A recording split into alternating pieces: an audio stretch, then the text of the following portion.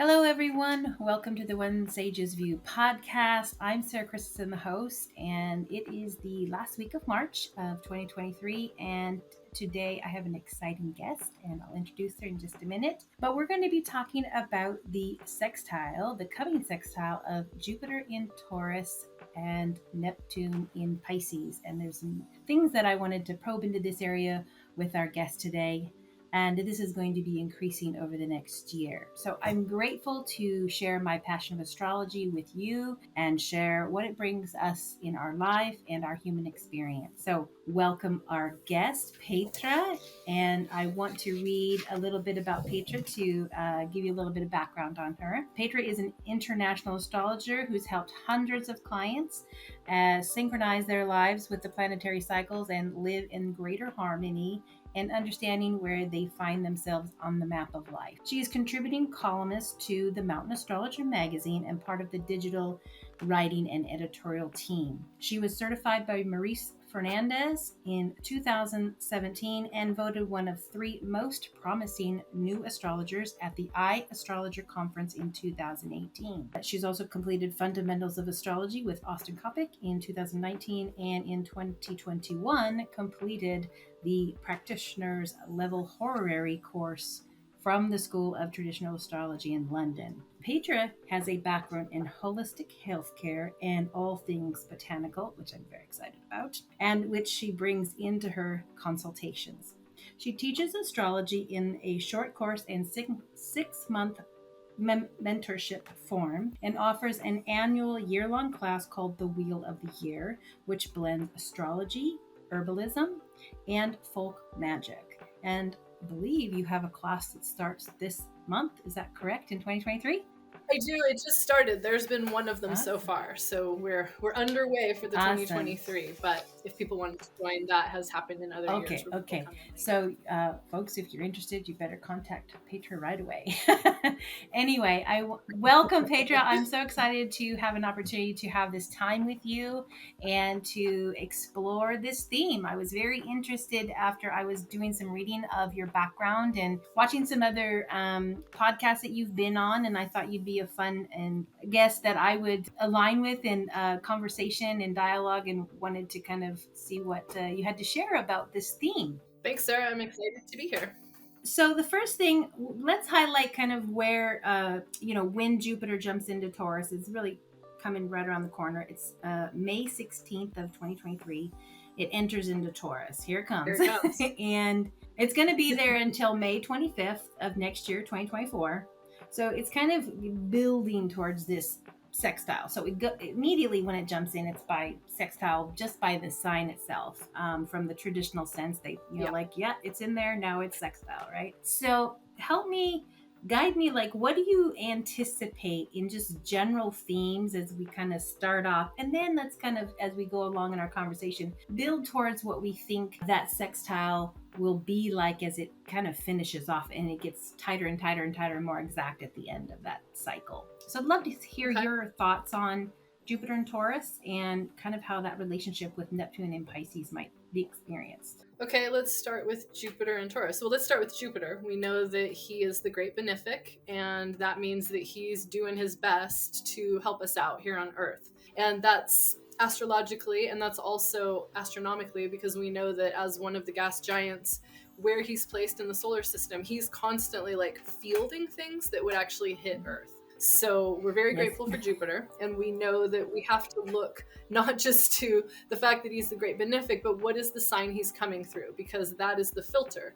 So to receive Jupiter's blessings, to get the most out of it, we need to work the Taurus angle. So we know that Jupiter's just started a new cycle. Jupiter's a 12-year cycle guy, and we've just started in Aries. I mean, we started before, but we're in it. We'll be finishing up Aries. We're in Aries. And then Taurus is, if we look at the zodiac just in general, when we come in with Aries, this is the initiation. We've come from the Pisces realm, and it's like, oh my God, whoa, existence, cardinal fire. And then that fully expresses itself, and then we get a little fatigued, honestly, which is what leads us into the next archetype, which is Taurus. So Taurus is where all of that cardinal initiation lands. Whoosh, fixed earth, this feels good. You know, Northern Hemisphere gardener, I'm always noting that once we roll around to Taurus season, we get the full leaf growth. You know, it's all this substantial, like foliar growth. So that's what Jupiter is bringing to us. It's like we have this initiation, and we're now like, oh, like being pushed in all of these ways. And then we settle into our bodies. You know, Taurus is the sign, it's ruled by Venus, it rules the body, and it really rules the five senses. So I feel like it's a sign that is intelligent through the senses. So thinking Jupiter and Taurus, I'm thinking that the more that we are able to remember that we have bodies, which is easy to forget, particularly now that we have the beginning of the Pluto and Aquarius time, which is like, what? No bodies? We just have mind. It's like, no, everyone into the body, into the body. We need the body. So it feels like a very encouraging, like loving embrace, you know, very goddessy in like the old style, the old religion kind of goddess of like, you know, as we're on this planet and things get weirder, you know, we know that we're initiating a 20-year cycle of Pluto into Aquarius. It's going to get weird. It's going to get really weird. And it's going to get very tech, you know, all of that stuff. We're going to get the best and the worst of all of that. But we know that ultimately that Pluto and Aquarius wants to bring us into our humanity by highlighting what isn't completely human. I mean, it's such a complex signature, but we know that I feel like the Jupiter in Taurus is the antidote. Like we're being handed, here you go. Here's like a bonbon, you know, here's a bonbon, like red pill kind of, you know, matrix style, like eat it. And what you remember is being in the body is the secret always. And Taurus is the archetype that, so it's like, why be in the body so much? Why pump it up in such a Venusian way? Well, because then we make it so attractive that the divine can't resist but to come down and embody the flesh. And so that's what we're designed to be. Humans here, it's like, let's be a bridge between the human and the divine. Like coming out of the age of Pisces, there's been such a split of like, oh no, ignore all this on the earth. It's only what's beyond life that matters. It's the heaven. Like this is all to be resisted. It's just the land of temptation. It's like, I'm sorry, I differ. I think the divine is here also. And Jupiter and Taurus is this big, like, come on, get into your bodies. It feels super good. So that's the baseline. And then we bring in the sextile. And it's partly what I just said. I feel like, you know, Neptune in Pisces is wonderful, but it's also like, what even is it? You know, it's kind of this ethereal, floating, boundaryless, you know. And then Jupiter and Taurus with the sextile, it's like, oh, a place to come in. You know, the sextile being this friendly hand holding. It's like the easiest of all of these changes. And so let's hold hands, you guys, Taurus and Pisces, and let's help these humans, these like, you know, struggling through incarnation humans. And remember what is the best. You know, it's like this is a soul school. We come here to learn. A lot of life is hard. Not all of it is though. And what are some of the wonderful things? Well, being in a body and feeling pleasure. You know, when like Caroline Casey has a great thing about every sign has an answer to why bother to incarnate. And for Taurus, it's for pleasure. So the pleasure principle coming forward and getting its breath after that Jupiter in Aries probably feels really good. I also exactly. Like we all need the, you know, like when you watch the race cars, you know, if you watch the Indy 500 or whatever, like they're going so fast, but they all have to stop in the pit. They have the pit crew. They have to get the oil change. Nice metaphor. I like that one. I also think of just kind of, you know, it because that cardinal energy, that's just, and Jupiter being so expansive and so much is flowing through that fiery energy, cardinal dynamic, and then it's just like the soothing, calm, that Taurus, you know, that stable energy. Now, there is Uranus in the Taurus, and so that is going to build towards that moment that Jupiter meets up with that, and so there's, you know, something maybe brand new coming out of that, or breakthrough, or even it's just a disruption of some sort as it relates to the piece. I mean, how do you look at that as a part of that mix? Well, I think of Uranus, you know, my first thinking for Uranus is upgrade and awakening. You know, I feel like Uranus's job as the sky god is progress. You know, like based on kind of evolutionary astrology philosophy, at any given moment, 75% of the people incarnated are status quo or consensus, meaning that they're like, huddle, everyone, no change. We don't want change. You know, it's this like, change is scary, change is different. And so Uranus's job is always, the Aquarian energy, you know, is tied to modern ruler Uranus, is this push, push, push. And so Uranus coming in and trying to help everybody, like Uranus in Taurus, like as astrologers, we all watched this coming. We were like, oh, what's going to happen? Like, oh my God, the planet that won't say no to change, to the sign that's like, no change on my terms. And it's a long enough, you know, it's a long enough arc, but what we're watching, what we're living through is, what are Taurus things? Their money, their land, its currency, its food supply, you know, all these things that we really want to be very stable. We don't want changes in any of these things. And yet here we are, you know, it's a very rocky time for all of those things. So I think that, you know, Jupiter joining that, it goes both ways. Jupiter helps stabilize it a little bit, and Uranus helps pick it up. You know, I have one astrology friend who says the aliens come when Jupiter and Taurus gets to Uranus and Taurus. Like that's the moment. So stay tuned. That'll be exciting, especially with the Pluto in the Aquarius at the square, right? So that's, but it's coming in and out over the next 18 months or so until it's fully in Aquarius in November of 24. But we have this kind of back and forth. But yeah, it's going to be interesting. I kind of also think of the Jupiter in Taurus for me is like, this could be like I don't know, another renaissance in art because of that mix with that. But I also kind of think around themes around the Jupiter and Taurus as a, you know, the invitation to dance, to find the peace in the body, to like get things moving.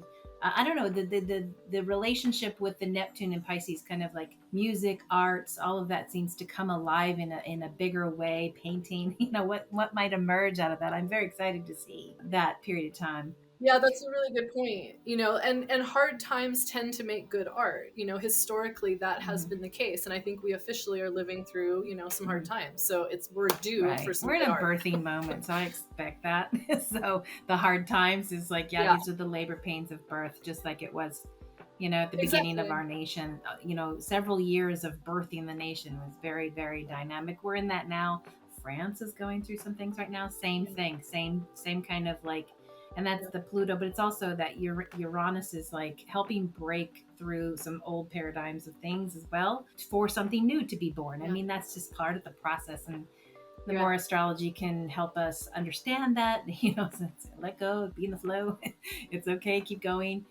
Point your compass in the direction that your soul's like wanting to go. So awesome. So another piece in the mix here maybe that the the Taurus Jupiter with the Pisces in the sextile Neptune is this kind of it's almost like a background softening the edges and things like that. They, you know, maybe that's the impressionist art or the dance form that's just beautiful and fluid. I kind of see it play out like that, or what might happen in cinema might be very, very interesting. Kind of these themes that we participate in collectively from that form, you know, kind of the expression of form. Yeah. So, but the other one is the Saturn. Saturn is in Pisces over the next 3 years, but this is just like for the next year for Jupiter and Taurus. How that also kind of blends into the mix, and it's like a little blender of all these aspects on the sextile. So, what do you think that might add in the mix with the Saturn as it participates with, you know, its position as well? Well, Saturn in Pisces being a seriousness around magic, you know, like if the Pisces realm tends to be very ethereal and very diffused and not so grounded, you know, polarity point Virgo, like that helps anchor it. So Saturn coming through is like, okay, here's your castles in the air. Let's build some foundations underneath them. And, you know, it could be ritual magic. It could be just more serious ways of anchoring the frequency, anchoring that. Because I feel like Pisces is the most pure frequency. Like Pisces is what remembers the paradise before we were born, after, you know, where we go afterwards. And so Saturn coming through is like, okay, let's create a structure where that can come in and be part of the story. But it also can be, here's the Saturnian realm, here's all the powers that are, you know, the powers that are, that want to be, that have been. And the Pisces inevitably represents something of an erosion of the capacity to be so effective. You know, we're coming out of 5 years of Saturn and Saturn signs, and we're coming out of, you know, 3 years of, you know, whatever it is you interpret the last 3 years of. We can all agree that government has been very intense. And so this, in my opinion, represents like a softening of the underbelly of all of the intensity and the ferocity through simply things just start to not work as well. There's like some erosion. So, and we have, like, if we just look at Saturn in Pisces heading for Neptune in Pisces, that's this kind of like Saturn and Neptune also, it's like various versions of the same story. So we're learning how to have the very most ethereal, magic, expansive, belief-filled kind of ways with the boots on the ground. We're here to do work. There's a divine cosmic order that predates us. That's Saturnian thinking. So bringing this in, kind of like coming in for landing, with the sextile, it's like it feels like it's a very potent creative brew that can be drawn upon to, because these times are intense. It's like these aren't normal times. We're not, this isn't what we grew up with. Like what we're moving into is going to be even more unsettled territory. So each one of us, we are creator gods. Like that is part of this whole story here, but we don't necessarily know it. There's different times we're activating for it. So I feel like there's a very beautiful divine earth kind of like place, like a fertile kind of very soft zone that is being offered up to us to create something new. Like, why are you here? Why were you born at this time? Why did you live past 2020? Anybody who passed 2020 is on the accelerated course, obviously. But also having to transition through some stuff to let go of some old paradigms if you're still kind of hooked up into that. So I think there's an opportunity and invitation for that. I just recently, we're not quite with the Jupiter and Taurus, which is going to be very interesting. I'm an Aries rising, so Jupiter is moving through that first part of my chart. So it's like an acceleration. It's just like it's coming like a fire hose of information right now. It's like, okay, that and that and that. I was like, okay, I can only capture so much so fast. And then my daughter has a dream that just kind of blows me out of the water, but that's another story. But it's like things coming in so quickly to capture that. But I know that some of it's like, it won't be integrated until that energy settles down into Jupiter, into Taurus, because I'm born in the day. As a traditional, I also studied traditional astrology. So born in the day, Jupiter is my greater benefic, right? So I kind of appreciate that when it's, coming through. But it's like, how Big much, time. what am I integrating, and what, from the volume that's coming. So what am I going to do with this? I started the podcast in January from an election that I think Chris Brennan and Lisa did. So I chose that, and just kind of stepping into the place of creativity, but also what can I do with it? I'm, new. I'm going to be having some challenges because I'm new to some of this stuff, but it's at the same time, others may have their own invitations based on what they have their soul calling them into, maybe taking something to the next level. But it's settling to give them, with that Jupiter and Taurus, something that's more, it's got that anchor, like you said. I like that word anchor, because that seems like a place where it can kind of start. The roots are going deeper. Now you're, going from there. It takes a lot to get the roots going. Yeah, that's a really, taproot. Like I would think taproot with Jupiter. Like we need each of us needs one good feeder root that gets way down there in the rocks. From that, like just as a gardener, again, I know that one solid taproot can anchor plants in a very impressive way, but we have to grow that. Awesome. Yeah, this is going to be a very dynamic period of time, I think, just because of the position of not only Neptune, but also that Saturn's in there, but they don't meet up on the exactness of conjunction. Not this year. And the conjunction's actually in Aries. So they don't ever, they get close, but they don't go exact in Pisces, which I think is so kind of interesting about how that's going to shift into the Aries point, right? So it's like, wow, okay. But the Taurus, I kind of think of also like the what you call the softening, because of the yin quality of Taurus and the yin quality of Pisces.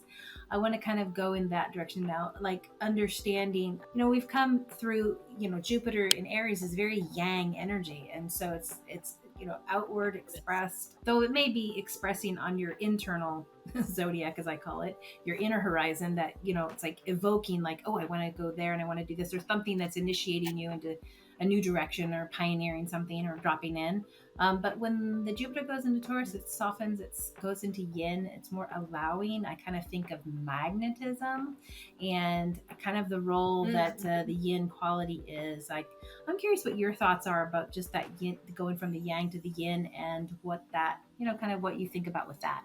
Well, being Venus ruled, Venus's job is to magnetize. It's like Mars is going to go get, Venus is to pull in. So that magnetic quality word is very good. And I think, when I think of just Taurus in general, it's a very sensual sign. It's like Taurus and Scorpio, that's the kind of sensual, sexual axis. Scorpio is more where you're going to meet with the other. Taurus is more filling your own cup. So where does self-oriented sensuality and sexuality, where does that fit in, and what kind of nourishment does that provide? Like, if you think about an expansive yin, that's literally an orgasm, so that kind of quality, again, of pleasure. Like, each person, like when I'm talking to a client about Taurus Scorpio, and they have a lot of Scorpio or just somewhere in there, it's like I'm always pulling them back over and reminding them how important it is to do the self-care with the Taurus. Like, 2 full cups come together with Scorpio and it's incredible, but then you consume the cups and then they're empty cups, and relationships start to get debilitated when they keep coming back to the relationship, expecting the relationship to fill the cups. So Jupiter and Taurus, after all of that expansive yang, Jupiter and Aries, is like, okay, inward, what do I need? What, it's like, I've studied Ayurveda, and there's a treatment, I can't remember what it's called, but you drink ghee, you drink medicated ghee with herbs in it, and it goes in and it fills in all of the spaces within your body that are deficient. And then you get this kind of like base of nourishment from which to emerge out. Fascinating. And it's also worth mentioning, like in Chinese medicine, kidney yang is the big energy that we do everything with, but kidney yin is the baseline of that kidney yang. So like in the winter time, when everybody's like, oh, it's so dark and cold, I hate it. It's like, I always remind everybody, but you love the expansiveness 6 months from now. And if you don't have this nourishment, this cold, deep yin nourishment of the dark, then you don't have so much, you don't have the roots to do the massive expansion.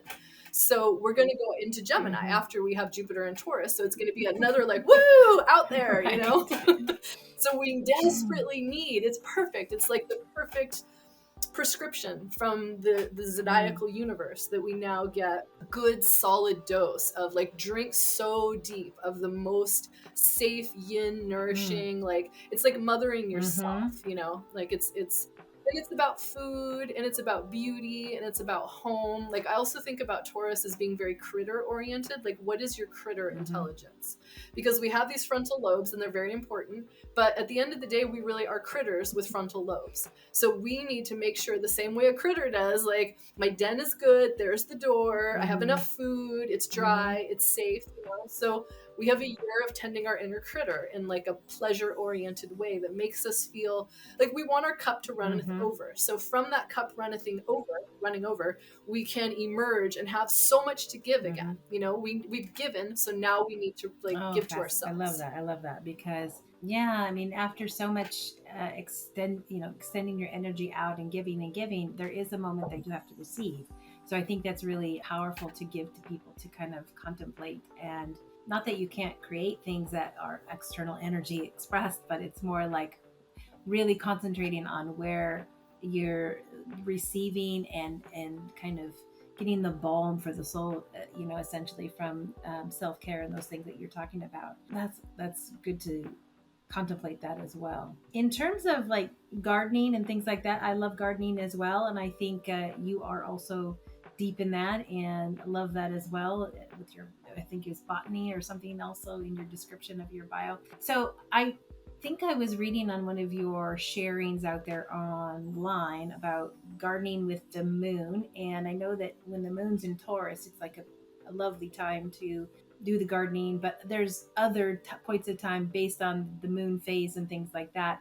And in just the theme of Jupiter and Taurus, I mean, are there things that you might do this year because Jupiter's going to be entering into Taurus that you might not do in another year, like in terms of more beauty in your garden or anything like that, that you consciously do to participate with that energy?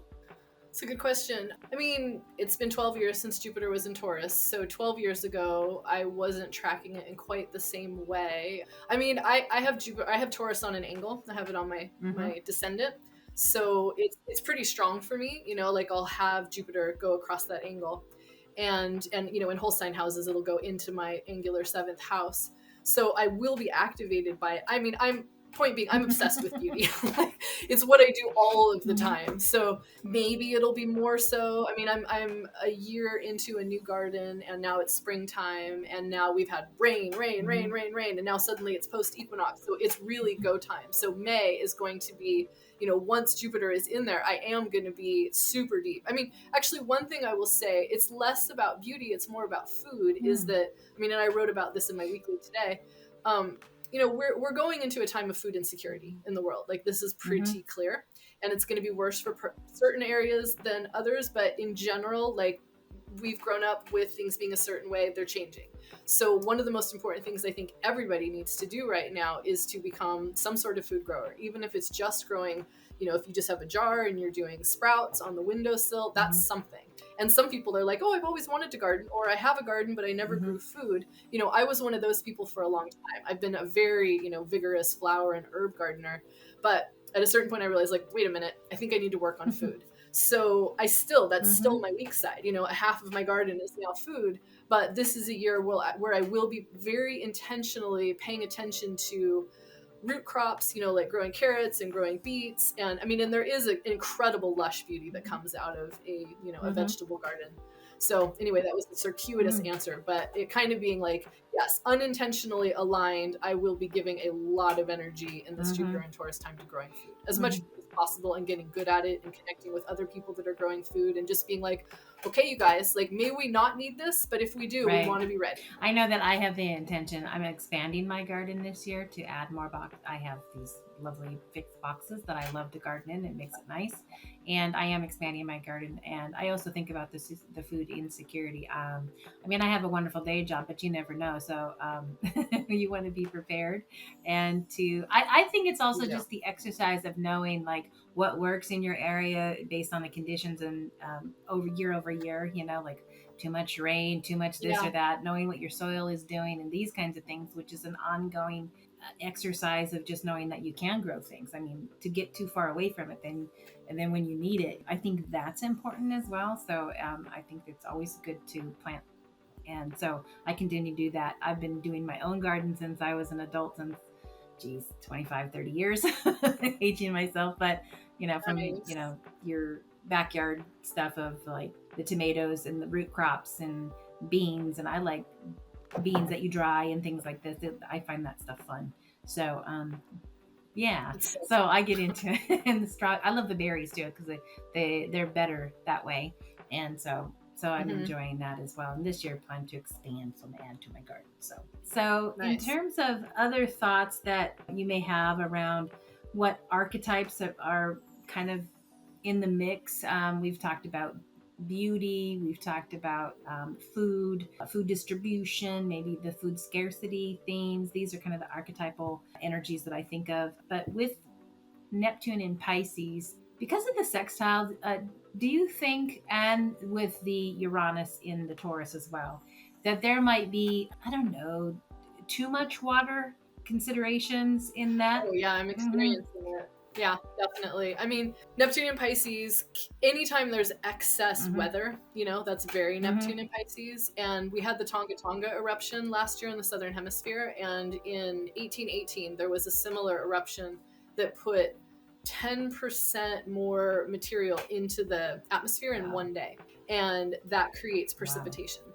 So, where I'm living, like in Northern California, I've been here for almost 30 years. And when I moved here, there was an El Nino year. It was very wet. This was wetter. Like, we just keep having conveyor belts of massive storms coming in and flooding. And I mean, we have another 3-day thing coming in tonight. So yes, and definitely.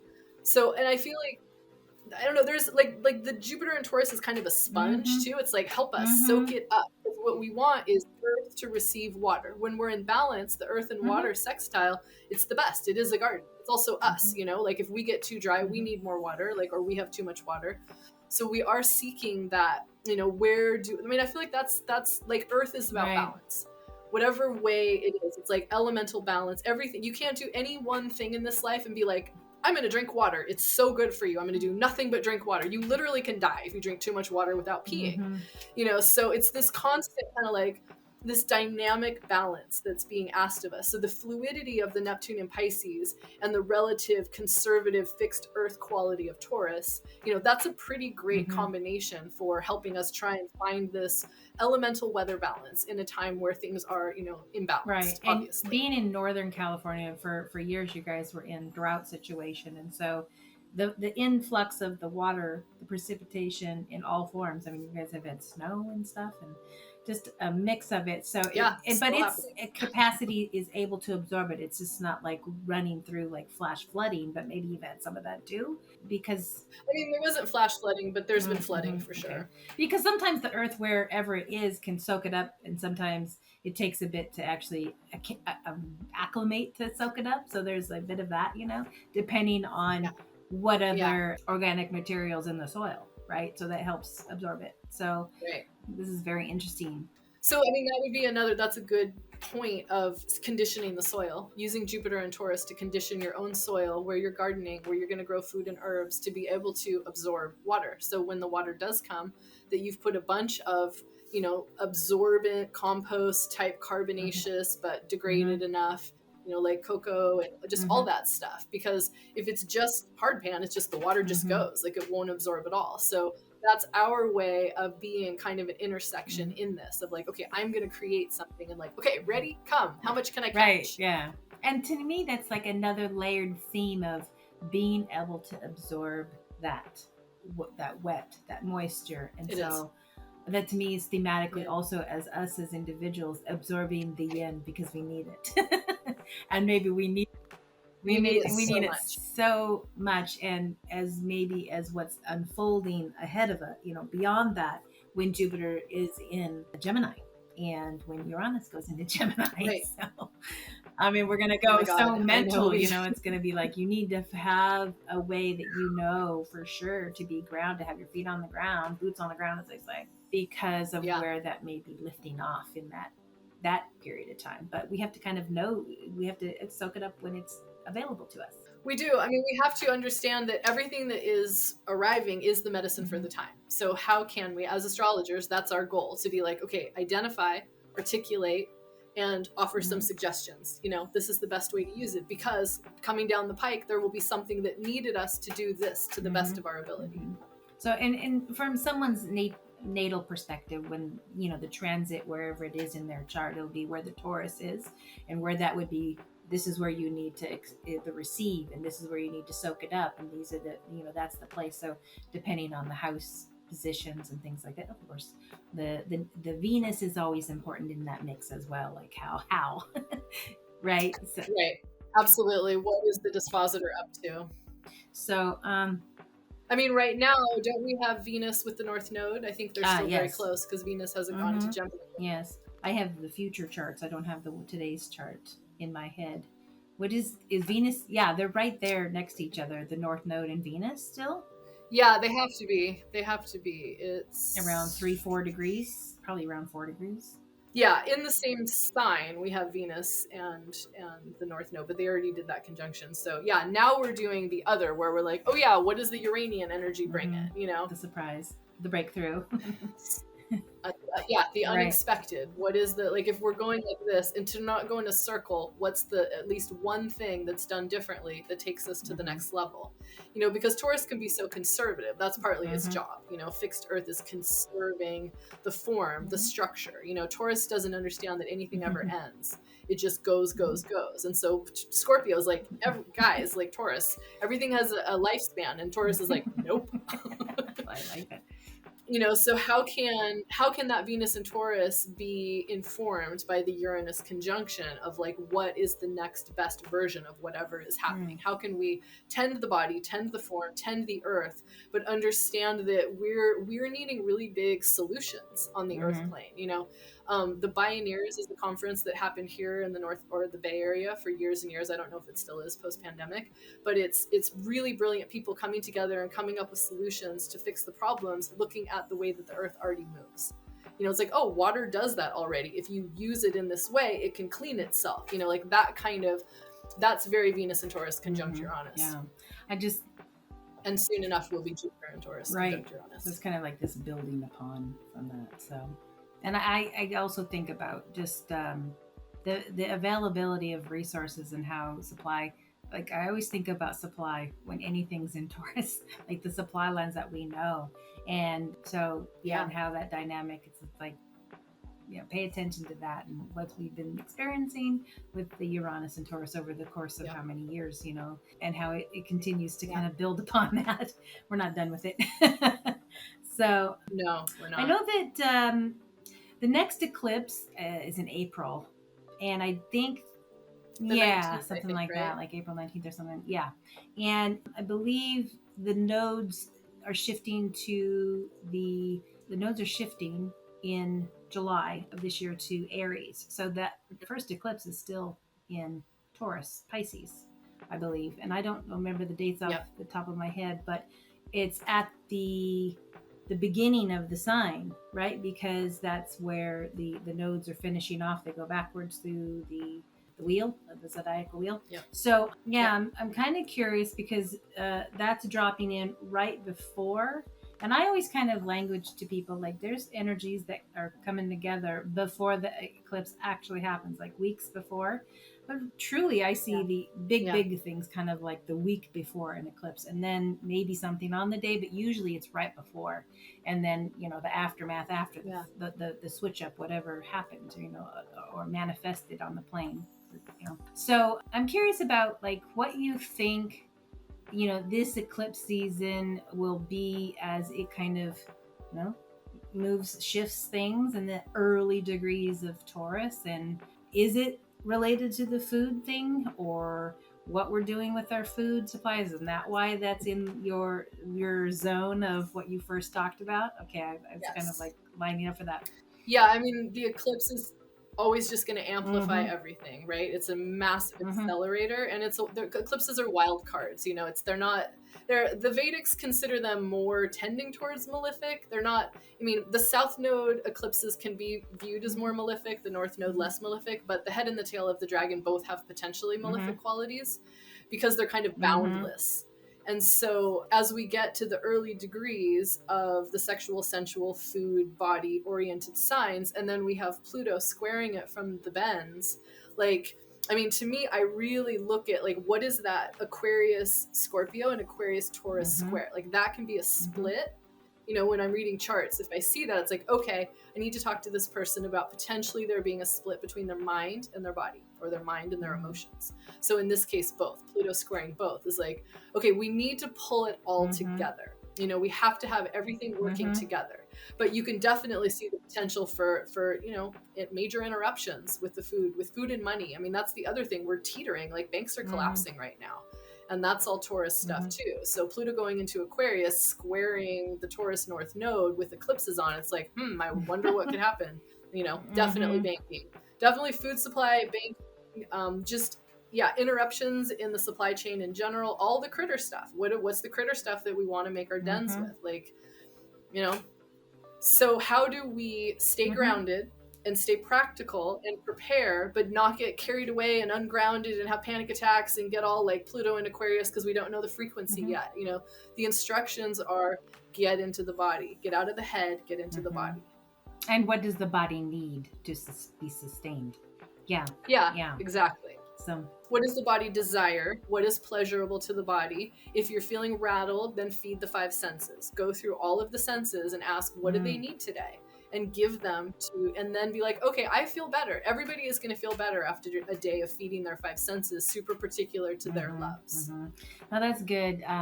Good kind of a combination of things to be considering as that Jupiter is in Taurus, what we're going to be needing to look at across, different themes from our money, our currency, the banking. The banking's kind of like, okay, it's teetering right there. It's going to be interesting as the Pluto goes back and forth and how the hits on that over time. The FDIC is swooping in to be the savior right now but how many others are in that same kind of situation. We don't have a view of that.